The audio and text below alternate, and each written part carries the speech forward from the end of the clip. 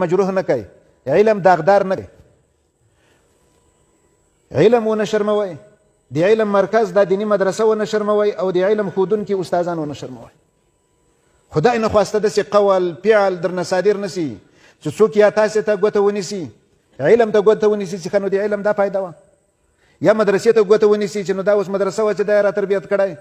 یا استاز ته ګوته ونیولی سي چې نو دا استاز و عالم و دا یې ورښودلي. او له دې نه وروسته به د دغه ملت چې د چا په وظیفو موږ رالوی شو د دې خدمت به کوي، د دې د اولاد تربیت به ورته کوي، دوی ته به د خیر لاره کوي، د دوی سره به په غم او ښادي کې شریک کېږي، هېڅ دې له وسه نه کېده، بیخي کمزوری وي. دغه ملت به له دعاګانو نه پرېږدي. استادانو ته به ځان ته دعا کوي، محتمم ته به ځان ته دعا کوي، عامو مسلمانانو ته، ماشومانو ته، زنانو ته به ځان ته دعاګانې کوي. دا د دې ټولو حق څه در او دا چېرته په خیال کې هم رانسي چې نه د موږ خدمت نه دا تنخوا دپاره ناستو، دا کومه تنخوا چې استادان د موږ سره په دې مدرسه کې کار کوي نو هغه د ګاډۍ والا په ګاډۍ کې هم والا اکتفا پې وکړي، نو چې یو ګاډۍ سړی په سړک ودرېږي دغه شی پیدا کولی شي. نو د تا دا 20 کاله یا 12 کاله زندگی مخدومانه زندگی تېره شوله، خو نن نه وروسته ته خادم جوړېږي. اوس به د عامي خدمت هم کوې، اوس به د واړو وړکي خدمت هم کوې، اوس به د زنانه خدمت هم کوې، اوس به د عالمانو خدمت هم کوې. له مدرسې نه چې نن وځې ته د خادم په صفت وځې، مخدوم تصور ونه کړې. نو داسې نه چې کور ته لاړ شي، مور او پلار نه دا تقاضا چې اوس به د ما خدمت کوي، زه عالم یم، اوس د خادم په صفت تللی، اوس به ته د هغه مور او پلار خدمت کوي چې دغه 12 کاله یې د تا خدمت وکړه، اوس به د هغه ورور ته خدمت کوي چې دا 12 کاله یې ته د مزدوري کوله، ته یې سبق ته رالیږلی وې. موږ ته خو یې دا هر څه کړي دي. تر اوسه داسې حاجت ارمان مې په زړه کې ولاکه پاتې چې هغه پوره سوی نه وي او پوره کړی دغه علم نه وي، نه مې په خپل مټ پوره کړی، نه د انسانانو د احسان لاندې راغلی یم، بس دغه علم کار کړی ده. اوس موږ ته د خدای توفیق راکړي چې د هغې علم خدمت وکړو او علم وساتو، ساتل یې ډېر سخت کار. ته به خپلو اساتذه کرامو چې کله د احادیثو اختتام وکړه، اخر کې به یې مختصر څو وصیتونه کول، نو هغه باید د ځان سره طالبان ملحوظ کړي. نو اول دا ده چې طلبه کرامو تر اوسه پورې تاسې د علماو په صف کې نه وای، د نن ورځې نه د علماو صف ته داخل سولی، تر ننه پورې د تا ناسته د تا ولاړه هغې ته د چا التفات نه و چې زه خو طالبان د طالبان آزاد خلک دي. اوس د تا قدم او د تا رفتار د تا ناسته ولاړه دا ټول د مراقبت لاندې سو، او الله تعالی ته چې څوک ډېر ورګران شي نو د هغه مراقبت زیات کړي. دنیا کې هم داسې ده چې یو څوک ډېر اهمیت چاته پیدا کړي نو هغه ډېر څارلی کېږي، ډېر څارلی کېږي. اوس موږ او تاسې عام ګرځو، څوک هم څار نه کوي، خو چې یو وزیر له دفتر نه راوځي هغه د څار لاندې، چې یو چیرې تاویږي هم د څار لاندې، د چا سره درېږي هم د څار لاندې. نو بادشاهان وزیران هغه محدود خلک څاري، طالبانو د تاسې مراقبت کوونکی ټول ملت ته، سپین ږیري تاسې څاري، ځوانان تاسې څاري، صالحان تاسې څاري او فاسقان هم تاسې څاري، عالمان هم څاري چې د تا ناسته ولاړه د علم په تقاضا ده او که نه ده. چې ناسته ولاړه هم د علم په تقاضا نه وه، د هغوی د اعتراض لاندې به راځئ. عوام د تاسې ناسته ولاړه څاري چې دا د موږ بچی مدرسې ته تللی و، اوس په هغه کې څه تغییر بدلون راغلی، که څنګه تللی و هغسې بېرته راغی. نو که بدلون یې محسوس که عالمان به م ګڼي، او که هغه زوړ کیفیت و، که ډېر سندونه او ډېر څه ورته ښکاره کوي، هغه د تاسې په علمیت باندې نه قایله کېږي. او د معاشرې ځوانان عام خلک هغه د تاسې کردار ګوري، که کردار هم په شرع برابر و ډېره ښه، او که نه و برابر نو بیا د اعتراض لاندې راځئ. نو د دې خبرې خلاصه 2 ټکي سول چې عالمان خو سولی د خدای په خاطر باندې د علم اوس وساتئ چې د علم مجروح نه کوي، دا ډېره لویه ذمهواري سوله. عالمان سوی خو چې علم مجروح نه کوي، علم داغدار نه کوي،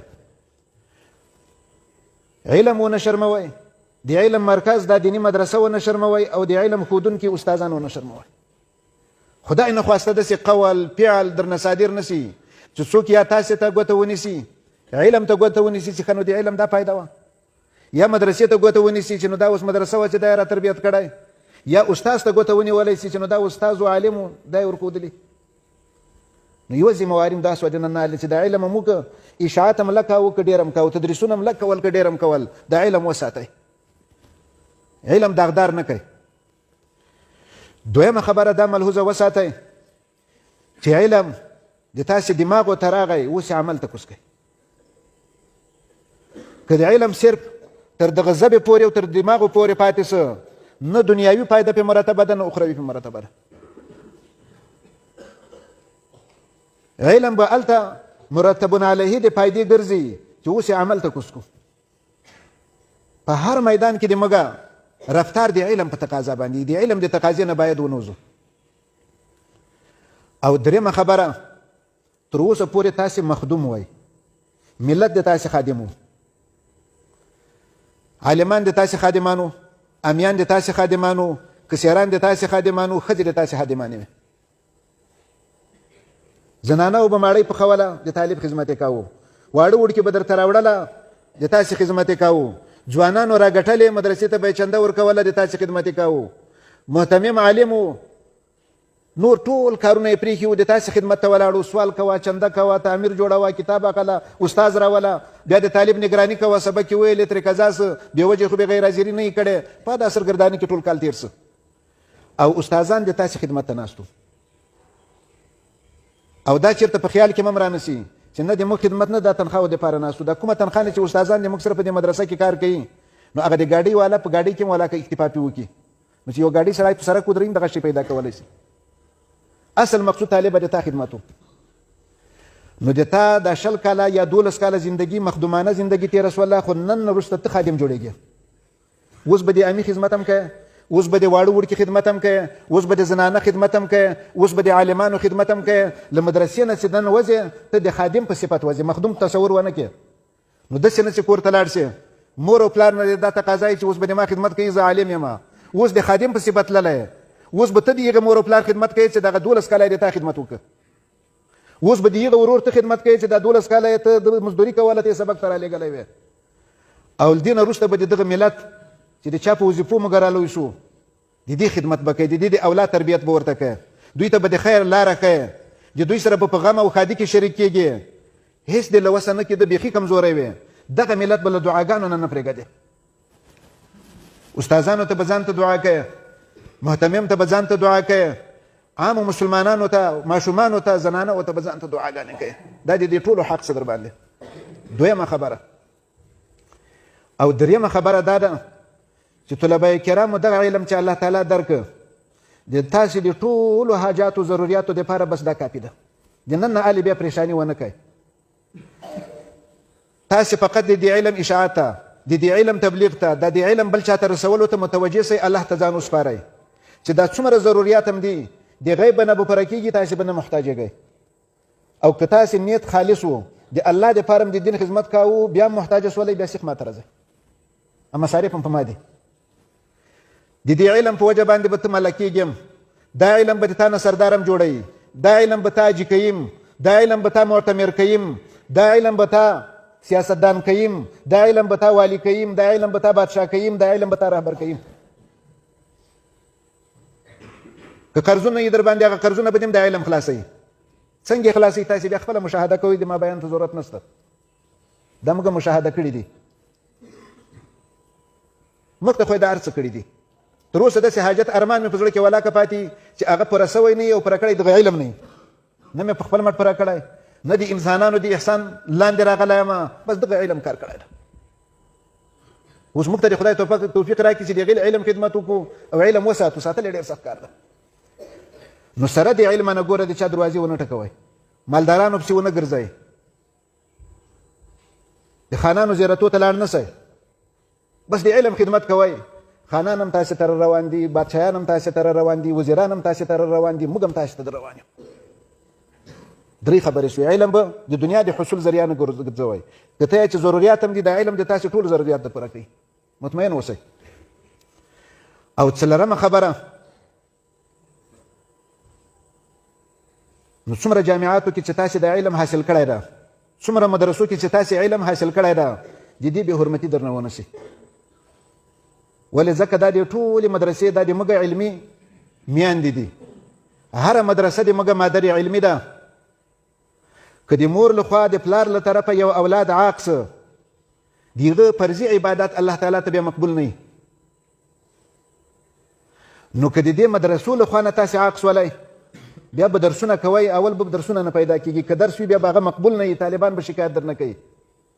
نو که یایې چې د موږ دا علم د مقبول شي چې څومره مدارسو کې د څومره استادانو نه علم حاصل کړی ده د دوی احترام به ساتئ احترام دا ده د مدرسې په بهترین انداز کې تعریف به خلکو ته کوئ چې موږ جامعه داسې جامعه وه د موږ جامعه داسې جامعه وه زندگی به ختمه سي خو د جامعې هغه فضائل او کمالات هغه هم چې په خولو کې کم نه سي د خپلو استادانو هغه دغه شان په دغه اندازه باندې چې څومره استادان وي او څومره جامعات وي او د مدرسې او د استادانو سره به بې تعلقه کېږئ نه کله چې سړی د خپلې مادري علمي مرکز نه لا تعلقه سي یا د خپلو استادانو نه لا تعلقه سي نو بیا خطر د ګمراهي وي چې په نورو لارو باندې سیخ نه سي سبا ته زه درس او تدریس کوم د ما نهج هغه داسې موږ دلته مظهرالعلوم کې ویلې که بدل کړی مې ده زه یوه عقیده بیانوم د موږ هغه عقیده ده چې د موږ استادانو راته بیانوله که په بله لار سیخ سوی یم نو اقلا په میاشت کې نشي کېدلی په کال کې یو سړی باید د استاد ملاقات ته راسي او د کال ټوله کارکردګي هغه ورسره شریکه کړي چې ما خو یا په فلاني ځای کې امامت کاوه او بیا مې داسې وړو ته سبق ویلې داسې به مې تقریر کاوه پلان مې کاوه که کوم نقصانات یې استاد به درته په ګوته کړي چې بیا داسې مه کوه او که نو دعای خیر به درته وکړي او مدرسې ته به راځې احوال پرسي به کوې مدرسې کې یو ضرورت نه کېدای شي الله یو مقام ته رسولی مدرسې ته د تا په لاس خیر رسېږي خو د مدرسې د ضروریاتو نه به خبر نه نو مخکې هغې د تا خدمت کوه اوس د تا خدمت محتاجه ده